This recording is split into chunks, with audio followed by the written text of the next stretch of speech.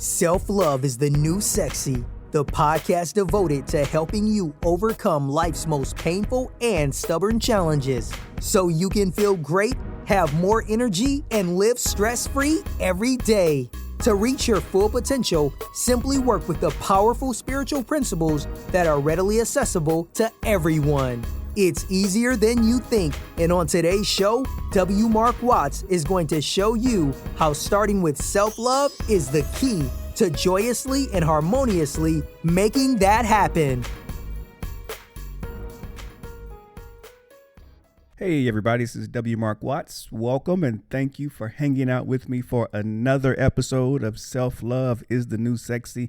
Today's podcast episode is about, have you ever been hurt or deeply disappointed by anyone in your life? Have you ever been deeply hurt or deeply disappointed by anyone in your life?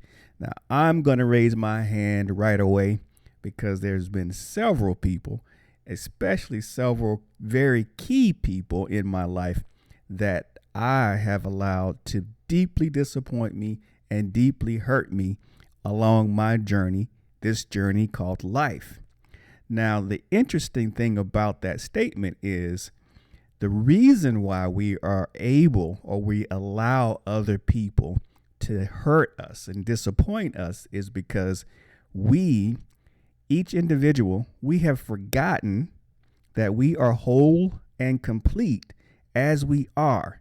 We don't need anything else outside of us to make us happy. However, we've allowed these people to become something that we think we really, truly, and honestly need in order to be happy. So guess what? That sets us up for the disappointment, because now when they do or do not do X, Y, Z, we are now in a place where we've given them the power and the position and the ability to make us feel less than.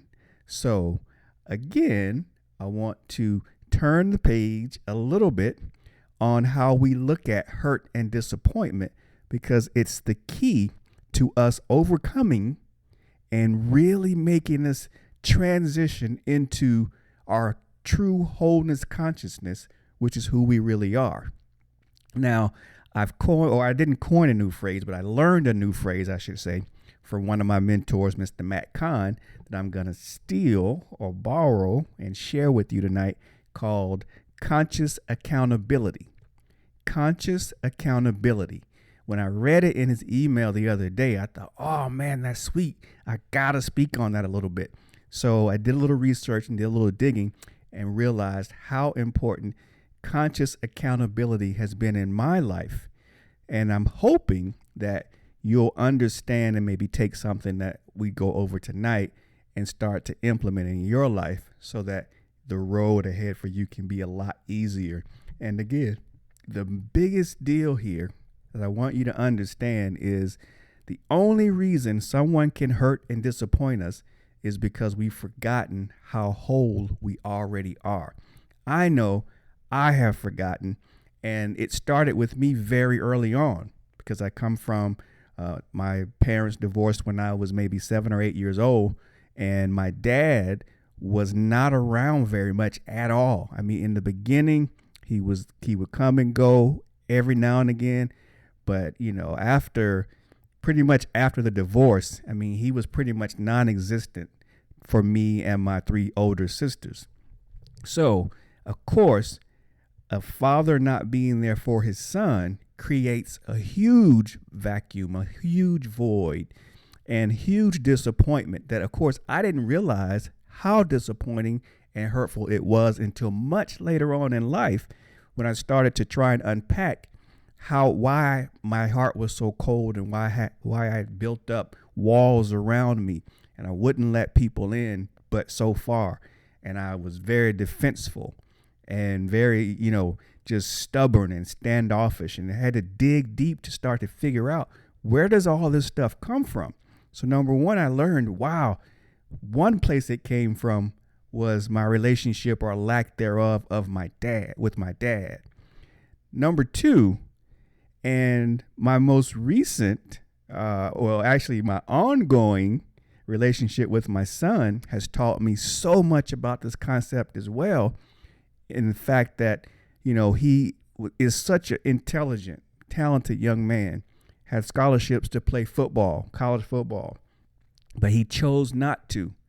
And then the college that he did go to, he decided he didn't want to go to that college anymore. So right now he's kind of in a place of no man's land right now. And he's, not sure where his life is going and what he's doing. And there have been many other bumps in the road prior to this. I won't go into those right now. I've probably mentioned some of them in previous episodes. But there have been many opportunities for him. And again, being honest, 100% full disclosure here, I was very disappointed in the way that the last couple of years of his high school career went academically, because he started to lose interest in school and he started to make very bad decisions and hang around people that don't have his best interest at heart, started making bad decisions. And so I was very disappointed, very upset, all because even though it was under the guise of wanting the very best for my son, which I always will and always want, I was so connected to the things that he was doing that I allowed it to disappoint and hurt me, which told me and tells me that I'm forgetting my wholeness and how I'm connected to everything in this universe, and trusting that life works itself out. Everything is always okay. And that is one of the biggest things that I tell you. Once I started to learn that years ago, and I'm continually getting lessons, because we always get lessons, right? We never are fully there where we need to be. But it's always great to recall and understand, man, when you recognize that lesson coming back up. And this one was a huge one for me because, I confronted him, and, I had these, just verbal attacks on him, that I've had to apologize for and work through and figure out. But I was hurt. And when I unpack everything, I realized a lot of it had to do with me. The majority of it was with me, my fear, what was going to happen to him, how was that was going to reflect on me as a dad. I hadn't done my job, and so forth and so on. And so I really had to work to realize and step back that, listen, you are connecting too much to what he's doing and who he is. He is allowed to be whom he wants to be, make his own decisions. You have to be okay with that. And you have to step back and breathe and realize how wonderful life still is, even though he's in the midst of the things that he's doing and this uncertainty. He'll find his way. Life has a way of working out. And the more I've been able to breathe into that and give him the space and the opportunity to be who he is and do what he's going to do, I can't tell you how much better our relationship is getting and has been, how much better I feel. And I know he feels a lot better because he's actually talking to me a lot more than he has in previous years. So it's just a huge, huge lesson. And I'll give you one more example in my life as we close out this particular episode. And that one is when my last relationship went south, when she decided that after 12 years, she no longer wanted to be a part of the relationship, didn't really want to discuss it, didn't give any answers as to why. There was a little bit of discussion there, but not very much at all. And now we don't talk to each other at all. And at the time I'm recording this, that was 3 years ago. So that, of course, hurt me. I was totally disappointed. I was mad, et cetera, et cetera, et cetera. You name it, I was. However, it's not her fault. I can't blame her for the way that I feel. The way that I feel is all because I've given away too much power to that relationship. And I've forgotten, again, how whole and perfect and secure I am in myself. So I don't need that relationship to help me do anything. But I had put so much into it. We had put so much into it that it's very easy to see how that line gets blurred. So again, that was another huge lesson for me. Step back. Conscious accountability basically means this: taking back your power. How do you start that power reclaiming process? Forgive the other people. Forgiving whomever doesn't let them off the hook, but it frees you from the bond that you've created by allowing them to affect you in the way that you've allowed them to affect you. So forgive, because it frees you. Now, when you're free, it's easier for you to get your power back because now you're self-reliant. Number 2, remember that you're already perfect. You're already whole. Whatever it is that person meant to you or means to you in your life, you are going to be 100% fine without them. And it's not always easy to see or feel in the beginning, but trust me, you have to come back to that realization, and you have to really root yourself and ground yourself in that truth, because it's true. If you think about it, think about the people that used to be in your life that meant so much to you. And now, if they're no longer in your life, didn't you keep going? Didn't you continue to be successful? Didn't you continue to live and do the things that you need to do for yourself?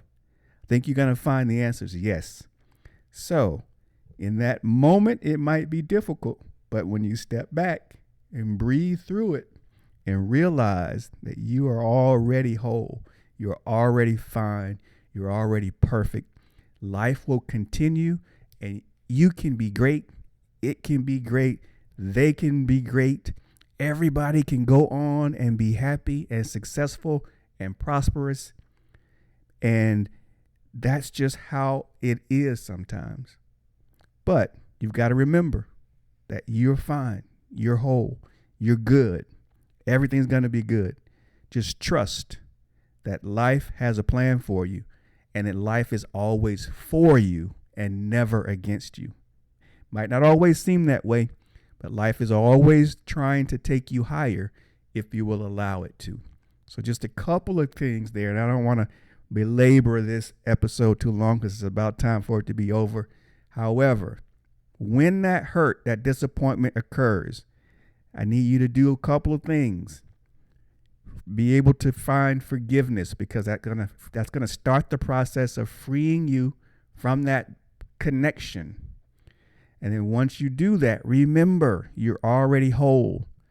The only reason they're able to hurt and disappoint you is because you've forgotten how whole and peaceful and loving you are, and that you're going to be fine regardless of what's actually occurring in that moment. And then you take that step back and you breathe. That gives you the opportunity to start to bring your power back, get all of your power back, become the most powerful person that you can possibly become. When you're in that space consistently, no one has the ability to bother you, disappoint you, or hurt you without your permission. So I'm going to end there. This is such a good episode. I'll probably do a follow-up to it again. I'll probably do a follow-up at some point with another episode. And just again, remember, if someone hurts or disappoints you, practice conscious accountability. Forgive, breathe, step back, start to take your power back. And you will find that that very next step is the next step you need in order to move toward happiness again. All right, everybody, that's all I have. It's a pleasure being with you as always. Look forward to speaking with you all again very soon. Bye now. You've been listening to Self-Love is the New Sexy with W. Mark Watts. If you enjoyed today's show, be sure to tell a friend. Also, make sure you never miss an episode by subscribing to our show on Apple Podcasts, Stitcher Radio, or wherever you listen to podcasts.